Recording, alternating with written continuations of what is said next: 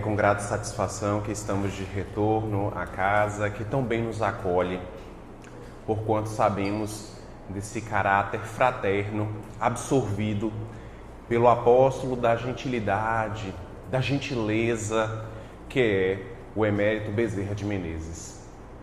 E então, neste dia abençoado, permitido pela própria casa, no sentido de travar colóquio, de enriquecer-nos profundamente com as considerações de O Livro dos Espíritos, a obra inaugural, temos também um ensejo de perceber a multiplicidade dos caracteres, dos saberes e quão rica é a experiência humana. Porque se nós estivéssemos em uma estrada e então partilhássemos um pão, cada um de nós sairia com uma fração. Mas quando nós partilhamos uma história, um conhecimento, nós nos saímos enriquecidos, porque além de uma, temos mais uma outra a nos complementar.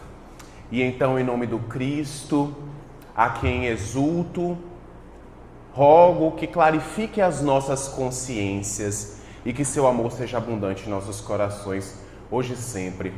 Ao mesmo tempo que também saudamos, não só vocês, mas aqueles que nos acompanham pela mídia social, pela internet, pela rádio Fraternidade Cobem. Coube-nos, então, as ilações, as elucubrações atinentes às penas e aos gozos terrenos.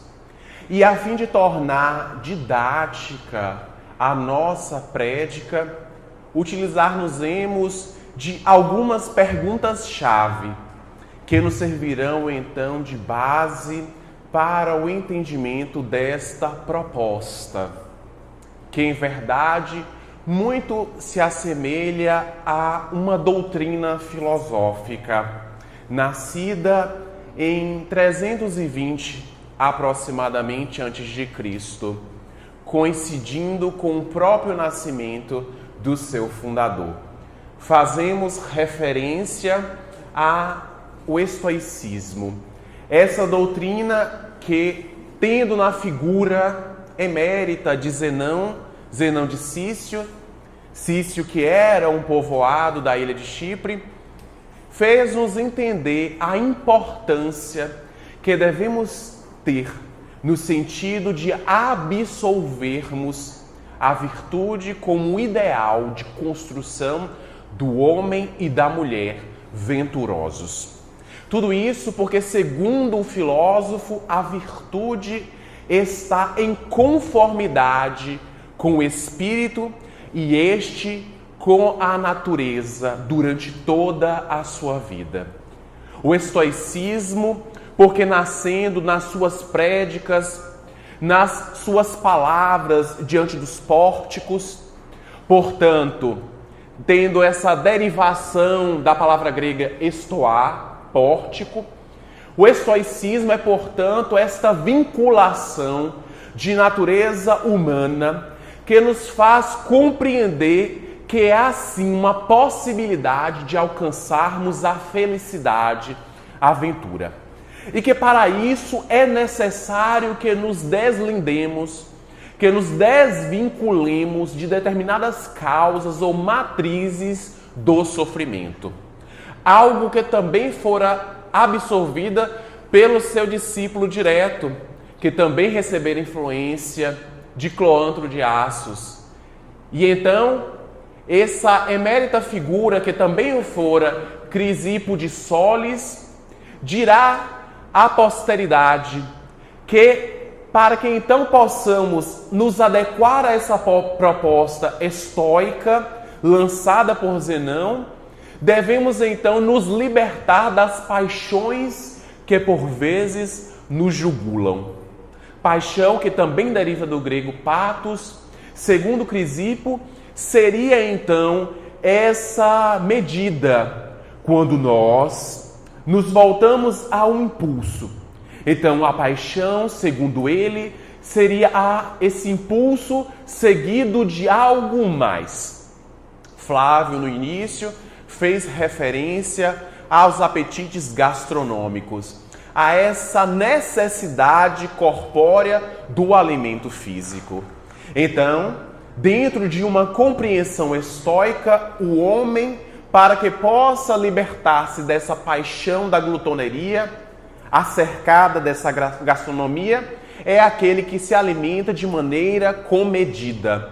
É o homem que se alimenta de maneira frugal, ao contrário daquele que, não buscando somente saciar o corpo, mas também preencher os caninhos mais profundos, ainda indevassáveis, então lança a mão deste alimento para que então possa causar-lhe profundos males, aqueles atinentes aos hábitos do glutão, da glutona, ou seja, do indivíduo que se alimenta de maneira compulsiva e que traz em si, portanto, essa matriz também do sofrimento, da perturbação da alma, daquilo que eles conceituaram como sendo da taraxia.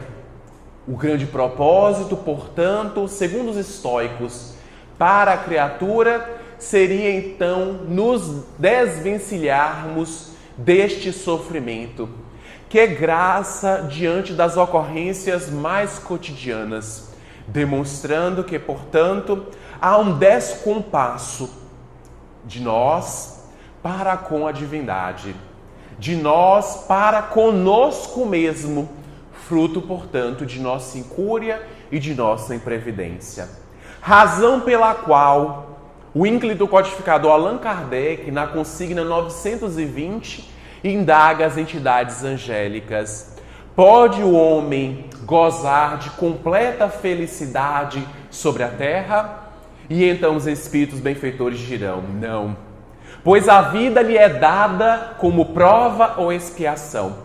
Porém, depende dele amainar, amenizar os males e ser tão feliz quanto possível na terra. Estamos notoriamente em um planeta de provas e expiações. Por isso, ainda Kardec, na obra sequencial à do Livro dos Médiuns, em O Evangelho segundo o Espiritismo, no seu capítulo 3, Há Muitas Moradas na Casa do Meu Pai, ou do Pai, item 4, diz que o planeta Terra é aquele que faz parte da categoria do mundo de provas e de expiações. Razão porque aí o homem vive a braços com a miséria, demonstrando que, portanto, nossa natureza espiritual, nossas características referentes a essa escala espírita, então sintonizadas, então moduladas com as características do próprio orbe, fazem-nos então perceber que não há injustiça no que se refere à misericórdia divina, porquanto estamos no lugar coerente com a nossa própria necessidade de evolução, de transformação, de melhoramento. E então estas ocorrências aqui e ali, fruto de nossa imprevidência, devem servir para nós a conta de aprendizado, ao contrário do que tem graçado com muita facilidade, desse contexto eivado, contaminado pelo vírus do pessimismo, do negativismo, de então nos deixarmos arrebatar, engrossando as fileiras, então da desordem, do caos, que representa esse aspecto de contrariedade, de inconformidade das virtudes, como bem-aventara Zenão, quando do lançamento dessa filosofia estoica, dessa compreensão mais profunda desse espírito que se anima para a ataraxia, para esse caráter de imperturbabilidade da alma, da serenidade diante das ocorrências cotidianas, demonstrando que, portanto, para nós é possível ser feliz tanto quanto possível. tendo os estados de alegria, que já representam um degrau iniciático dessa felicidade, dessa construção do reino dos céus, qual bem propalada pelo próprio Cristo, para que não posterguemos, para que não adiemos a oportunidade de sermos felizes, de a construirmos hoje, agora e já. Que é necessário aproveitar as ocorrências que nos cercam, convertendo-as para o nosso próprio bem, usufruindo daquilo que nos é possível, para que então possamos construir os degraus da vera ventura.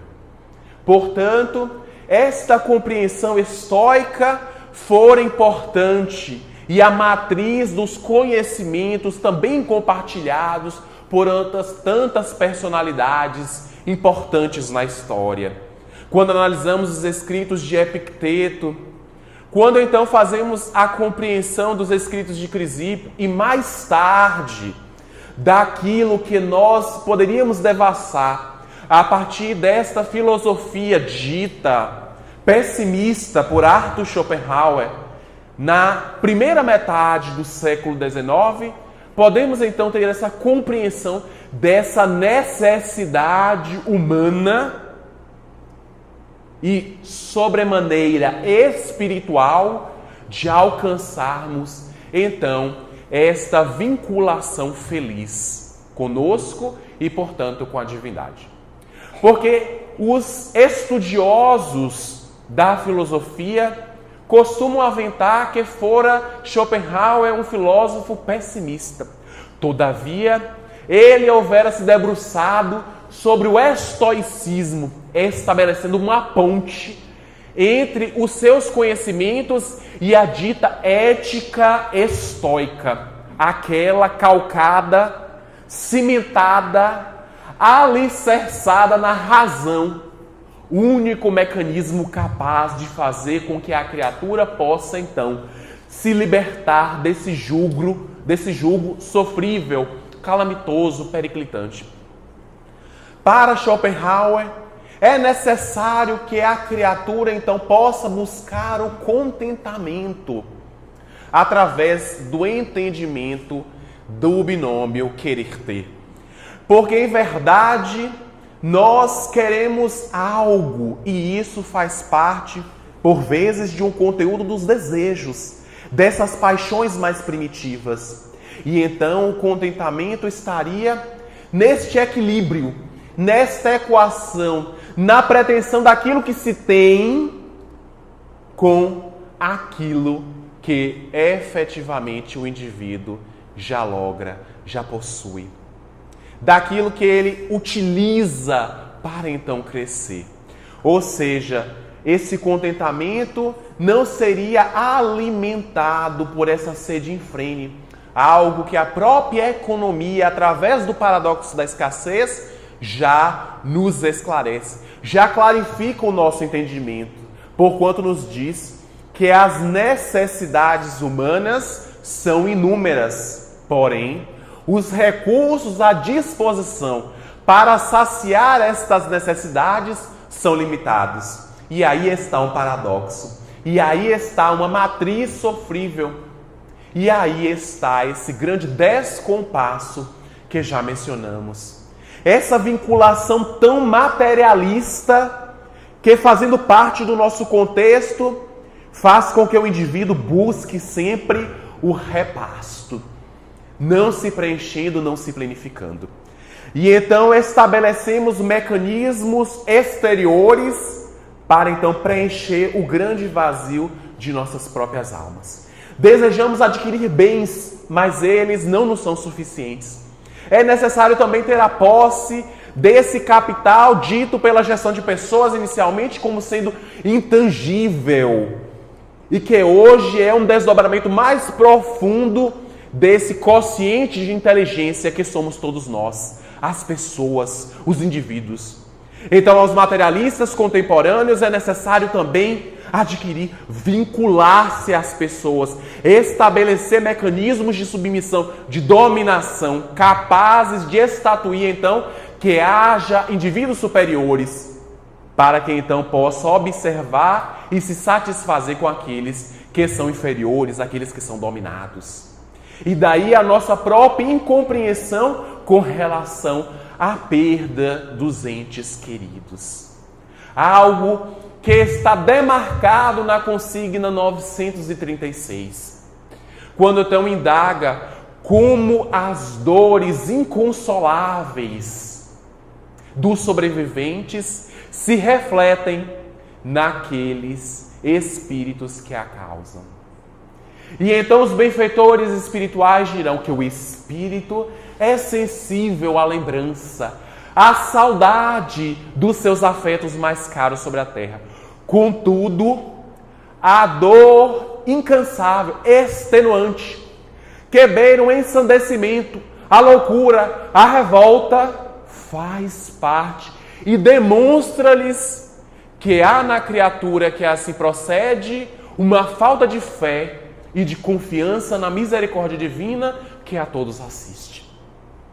Para demonstrar-nos esta necessidade de equacionamento conosco mesmo, da compreensão do passamento, da passagem, algo que o próprio codificador abarcou como sendo esse neologismo capaz de então fazer-nos esta ponte capaz de não nos revoltar, entendendo as ocorrências, entendendo que aqueles que estavam ao nosso lado não morrem, tão somente o corpo, que é um mecanismo biológico, inderrogável, inevitável.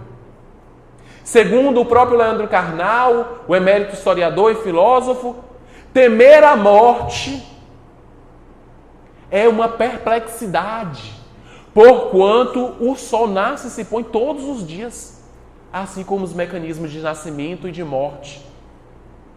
E então eles não devem ser para nós perplexos, não devem ser assustadores.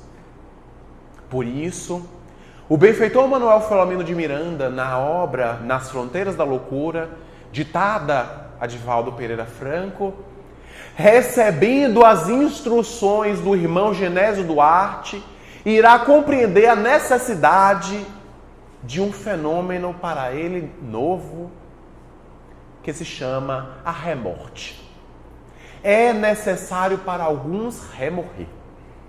Remorrer significa dar ao espírito recém-desencarnado a possibilidade de alcançar os cimos resplendentes, porquanto aqueles que ficaram não se encontram mais a ele ataviados. E para isso utiliza-se da exemplificação de dois jovens, um que houvera desencarnado por acidente automobilístico e outro através de uma motocicleta. E os parentes encontravam-se algo acabrunhados, entristecidos, revoltados com Deus. E aquilo provocava nos espíritos certa agitação, causticavam, queimava-lhe por dentro. Porque essa vinculação afetuosa tornara-se para eles amarga. E a remorte era esse processo através do qual os espíritos encarnados, os familiares que ficavam, passavam então a compreender o processo, permitindo que eles pudessem seguir o caminho da luz da verdade. Então, remorrer significa que estes espíritos passariam agora a condição natural, estando na pátria dos espíritos, podendo agora aquilatar, avaliar, acumular também novos conhecimentos, continuando a senda de progresso, como já fora bem aventado pelos nossos dois amigos, Flávio Santos e Wellington Balbo, quando das leis morais, quando da enunciação da lei de progresso. E então essa compreensão faz com que entendamos bem estes mecanismos, que a vida é composta dessas matrizes de aprendizado múltiplas em si mesmo. A uns é dado a possibilidade da fortuna e a outros da miséria. Mas, segundo os estoicos, essas condições são exteriores e, portanto, cabe a cada um de nós resignar-se dinamicamente, entendendo que estou de posse daquilo que é melhor para mim neste momento.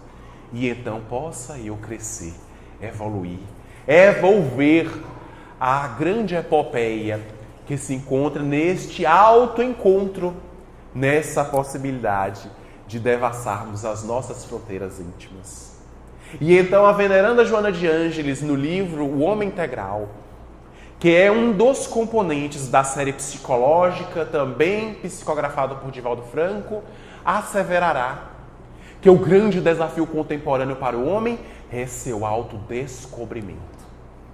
Não apenas a identificação de suas necessidades, aquelas que já dissemos quando do início de nossa prédica, mas de suas aspirações legítimas, de fulcro espiritual, desses tesouros imperecíveis que não se corroem com o fenômeno biológico da decomposição cadavérica, mas que continuarão conosco porquanto assentados em nossa própria consciência.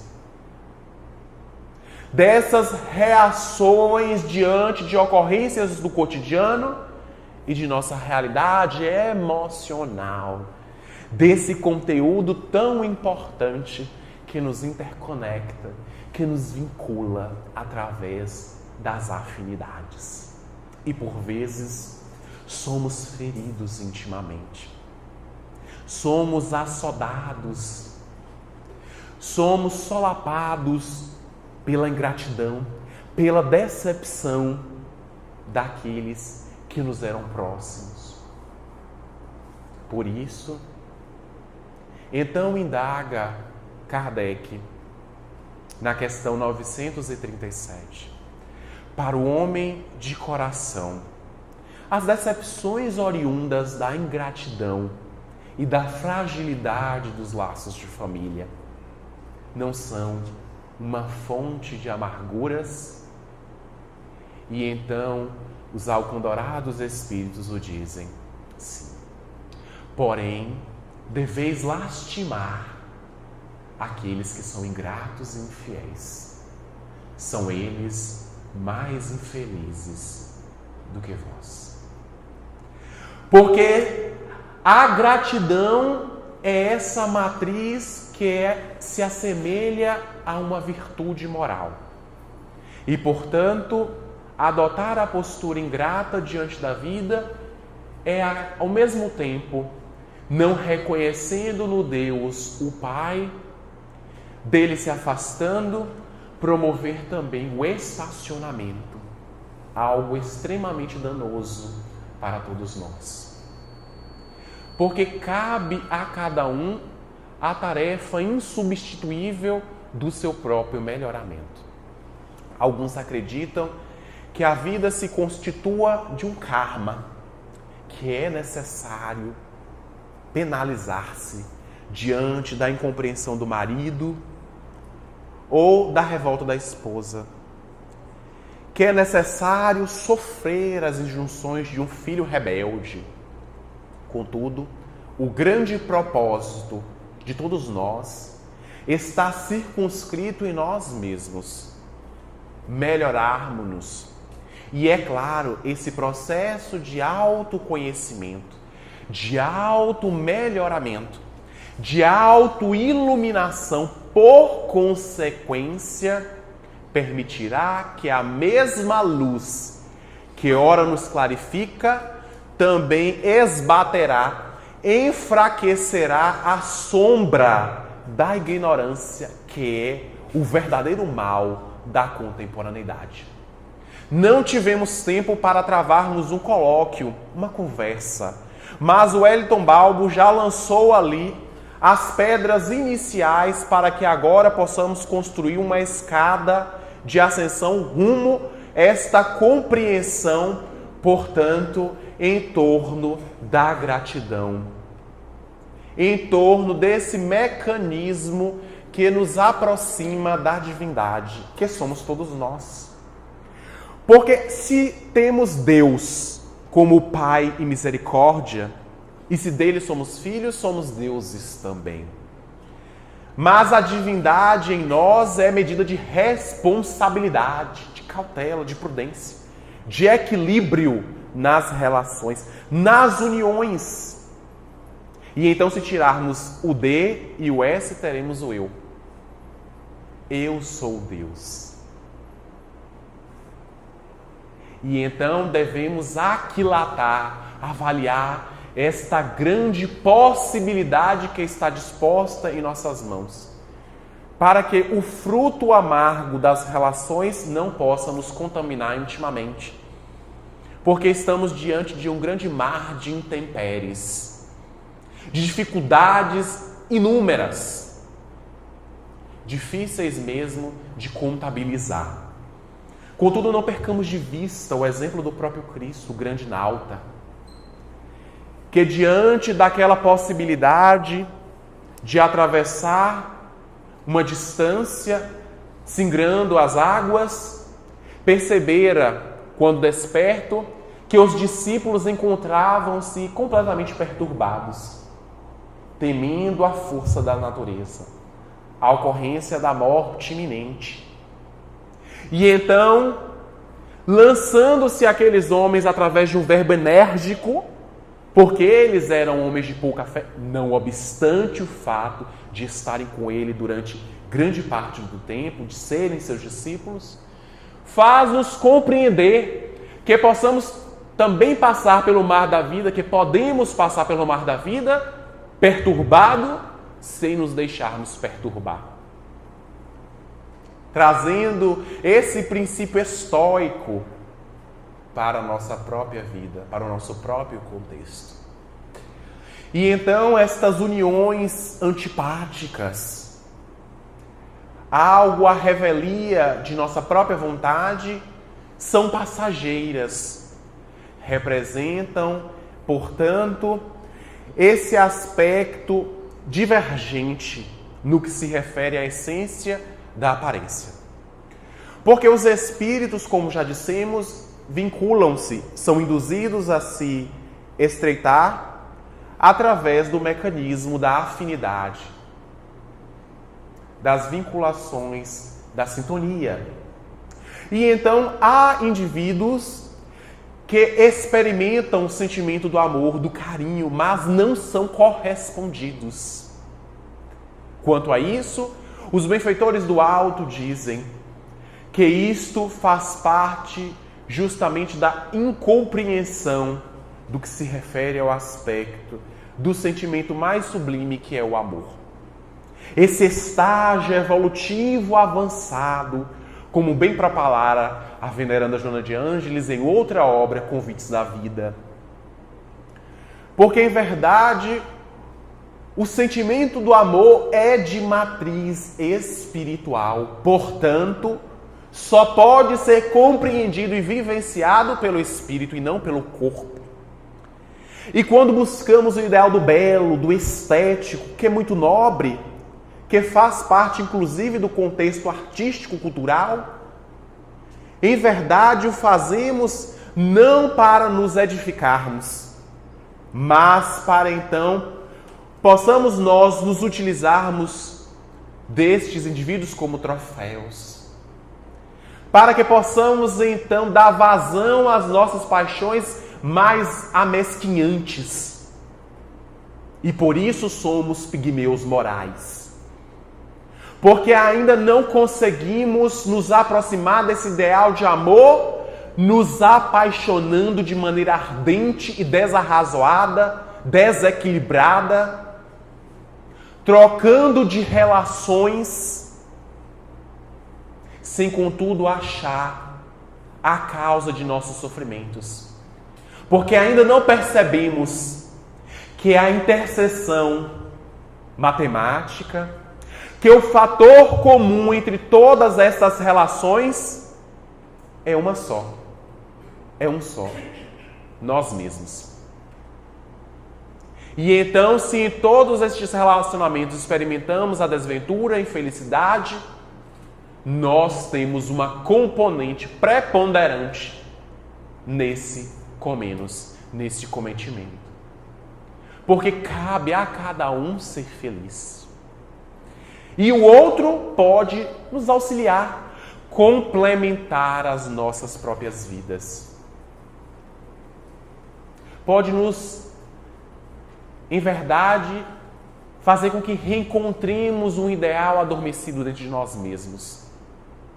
Mas a cada um cabe o quinhão, o naco da aventura ou da desventura.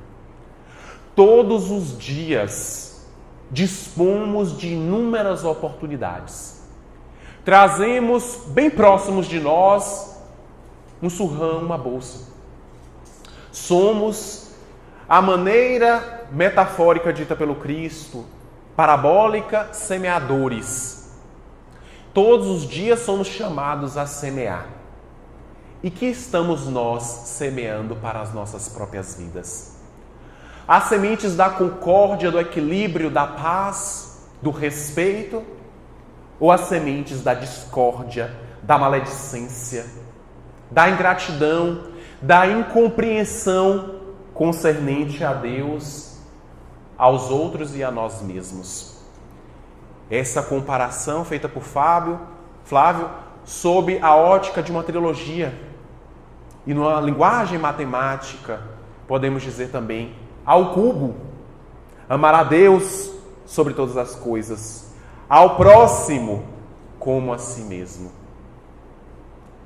Então o universo é também uma expressão, poderíamos dizer, em nossa compreensão muito vulgar, matemática, mais profunda, é claro, do que a nossa rasa ciência, como a conhecemos odiernamente. E então, toda essa compreensão estoica acerca dos sofrimentos, desse temor da morte, não nos deve causar, portanto, perplexidade. Porque se isto ocorrer, estará patente o falecimento de um caráter mais aprofundado no que se refere a esse temor. Que o fato é que todos nós nascemos para a vida, que para nós é bela e é consentida. Porém, esta vida deve ser vivida de maneira digna, honrada, facultando a todos nós o ideal de enobrecimento. Não somos corpos, não somos um aglutinado de bilhões de células somente. Quando nos olhamos no espelho, quando nos recolhemos em atividade meditativa, devemos compreender que há algo que anima a matéria, que também deve ser nutrido, que também deve ser alimentado. Nem só de pão vive o homem. E então o nosso pão verdadeiro é o pão do Espírito.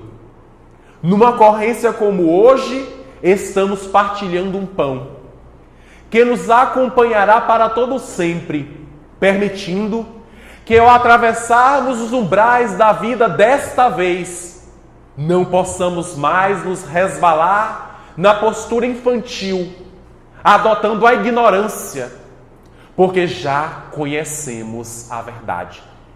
E mesmo que não a pratiquemos, ela estará então demarcada nos refolhos da alma, de nossa própria consciência, a sinalizar a postura correta, ética, proba, honesta, que deve ser seguida por todos nós, que deve ser então por nós compreendida. E então, para arrematarmos as discussões, desejamos fazer consideração com relação a um caráter esdrúxulo desse contexto pós-moderno. Quando observamos indivíduos aferrados a um profundo desgosto pela vida,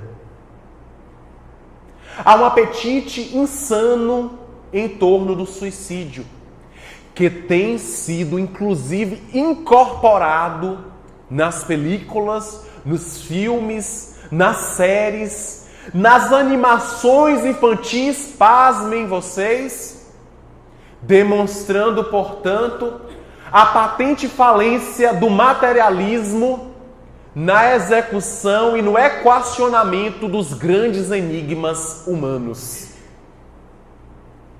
E então, o benfeitor Kardec, na pergunta 943, perquirirá: donde emana o desgosto pela vida, que sem motivos plausíveis tem graçado se espalhado em certas pessoas, em certas criaturas?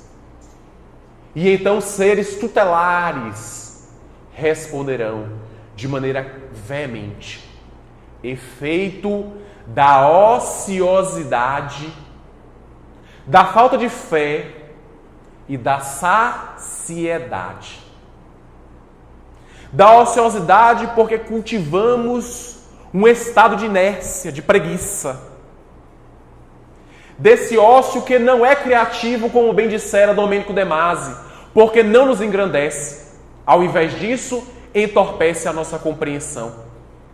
Perdemos um recurso precioso e inalcançável pelos valores amoedados do mundo: o tempo. Da falta de fé, dessa conexão, dessa vinculação, desse conúbio com a espiritualidade superior, para aurirmos os recursos necessários que hão de completar as nossas deficiências morais, para que então possamos seguir o périplo de ascensão espiritual e da saciedade desses fatores materiais que, adquiridos a mancheias abundantemente, só costumam preencher as nossas contas bancárias, as nossas garagens, os nossos álbuns de fotografia, mas que nos deixa cada vez mais ocos, vazios por dentro. É necessário saciar-se na água lustral do Evangelho, a boa nova redentora, única capaz de nos explicar acerca das ocorrências atuais das aflições e também das anteriores, fazendo-nos entender que o ideal é de progresso, de avanço, de evolução, e que, portanto, as ocorrências que se afigurem hostis em si mesmas são um cadinho precioso para que possamos nós testemunhar a doutrina da qual nos filiamos, a qual nos filiamos.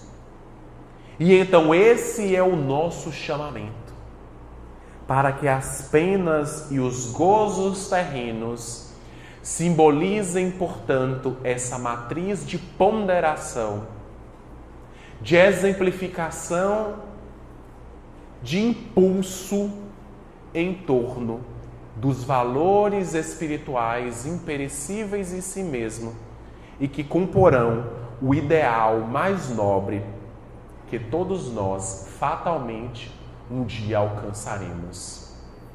Vós sois deuses, deuses da bondade, do equilíbrio, da parcimônia, deuses da paz, do respeito e da concórdia. E então cabe a cada um de nós melhorarmos-nos intimamente para que o planeta, que ora transita para uma nova condição, se faça acompanhar de nossa companhia. Cabe, portanto, a cada uma a tarefa de ser hoje mais feliz que ontem e amanhã mais feliz que hoje. Que o Senhor seja conosco e nos envolva em sua luz e proteção, permitindo que possamos absorver na última preleção de Cláudio Abdala os conhecimentos que coroarão o nosso dia. Muita paz.